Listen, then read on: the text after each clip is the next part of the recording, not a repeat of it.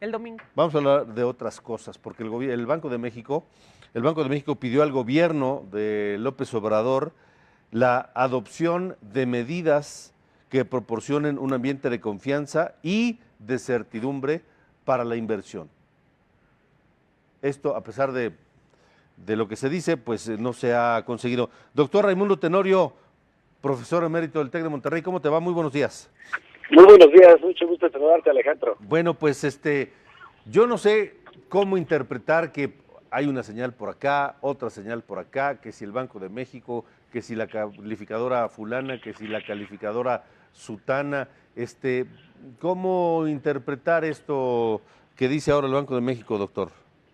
Bueno, el Banco de México tiene en su encargo conducir a través de sus diversas herramientas la política monetaria, y esa política monetaria que contribuya a la estabilización, evidentemente, de los precios en el país, a contribuir a que el dinero no sea un instrumento de presión a la inflación, etcétera. Tiene muchos propósitos el Banco de México, y entre ellos es asesor del gobierno federal en materia de política financiera, de política económica también.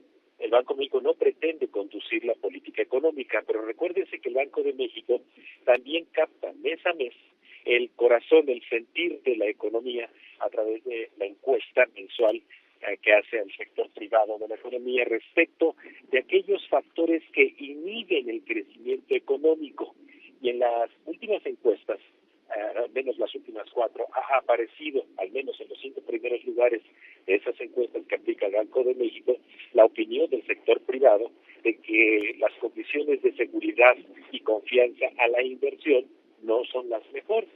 Y con ello se hacen los pronósticos de crecimiento económico. El Banco de México también pondera su propia opinión, y por eso es que en un documento como el de ayer, en donde se toma la decisión de mantener la tasa de interés a un día con la que fondea el Banco de México el sistema bancario, entre otras cosas, hace observaciones de qué está ocurriendo en la economía mundial y qué también en la economía nacional, y pues pide que las condiciones justamente de confianza y de certidumbre a la inversión pues sean revisadas y consistentes en promover el crecimiento económico. ¿Por qué razón? Pues porque vaya, quienes estamos al tanto, son los fieles escuchas de este programa, pues es de que las condiciones en que este gobierno ha promovido la inversión no son las mejores.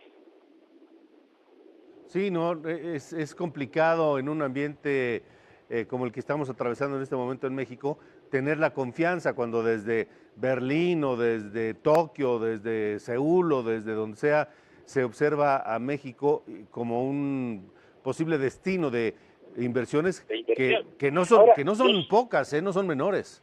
Claro. No son adversarios del país, debe entenderse eso. No le creamos todo al presidente López. Ni son adversarios, ni desean el mal de México. Todas estas calificadoras, nuestro propio Banco Central, etcétera, que recomiendan que los incentivos a la inversión es lo único que va a hacer crecer una economía. Las consecuencias de que haya certidumbre y confianza en la inversión se dan a diario, son para largo plazo. Sí. Y ayer, por ejemplo, el dato que daba el propio presidente López respecto de la inversión extranjera directa en el primer trimestre de 10,000 millones de dólares, hay que entender que esa inversión no es precisamente porque él esté implantando incentivos a la inversión, sino porque esa inversión son reinversión de utilidades, son reposición de activos, y siempre ocurre en todos los arranques y de los gobiernos en que la inversión no se va a detener porque sigue siendo negocio invertir en un mercado interno, en redes de producción hoy globalmente estructuradas y conectadas hacia el comercio exterior. Ya. Bueno, pues doctor Raimundo Tenorio, muchas gracias por la llamada. Al contrario, y lo que se esperaría es de que justamente ya se anuncien incentivos a la inversión por parte de este gobierno.